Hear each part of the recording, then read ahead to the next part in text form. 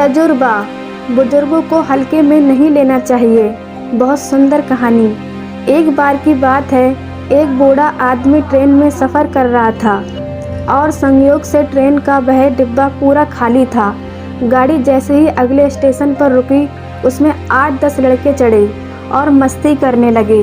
उनमें से एक को मस्ती सूझी और बोला कि चलो जंजीर खींचते हैं। दूसरे ने कहा कि बिना वजह जंजीर खींचने पर यहाँ 500 रुपये जुर्माना लिखा है। इतने में तीसरा बोला कि अपन इतने जने हैं, सभी मिलकर चंदा इकट्ठा कर लेते हैं।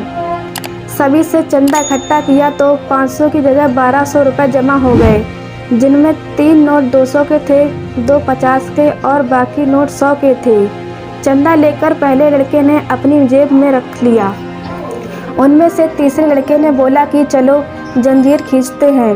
अगर कोई कुछ पूछता है तो बोल देंगे कि जंजीर इस बूढ़े ने खींची है, जिससे किसी को कुछ देना नहीं पड़ेगा और अपने पैसे भी बच जाएंगे। पास ही बैठे बूढ़े आदमी ने हाथ जोड़कर बोला कि मैंने तुम्हारा क्या बिगाड़ा है? मेरे साथ ऐसा क्यों कर रहे हो? मुझे क्यों फंसाना चाहते हो? लेकिन उस बूढ़े की किसी ने एक नहीं सुनी। जंजीर खींची गई। टीटी आया सिपाही को साथ लेकर। पूछने पर लड़कों ने एक स्वर से कहा, बूढ़े ने जंजीर खींची है। टीटी बूढ़े से बोला, शर्म नहीं आती इस उम्र में ऐसी हरकत करते हुए? बूढ़े ने हाथ जोड़कर कहा, साहब मैंने जंजीर खींची है, लेकिन मेरी बहुत मजबूरी थी, किसी कारण से मैंने जंजीर खींची है।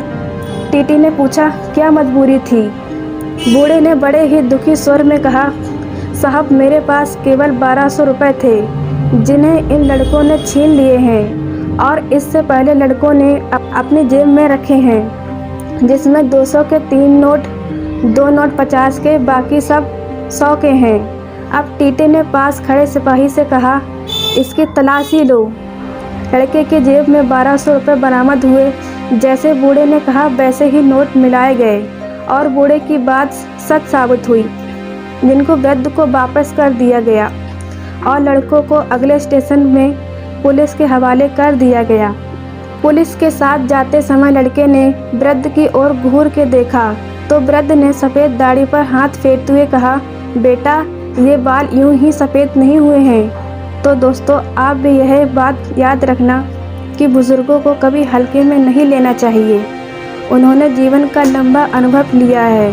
उन्हें अनुभव का उपयोग करें और समय एवं पैसा बचाएं। दोस्तों उम्मीद करती हूँ कि यह कहानी आपको पसंद आई होगी। अगर आपको पसंद आए तो कृपया लाइक और सब्सक्राइब करना ना भूलें। धन्यवाद।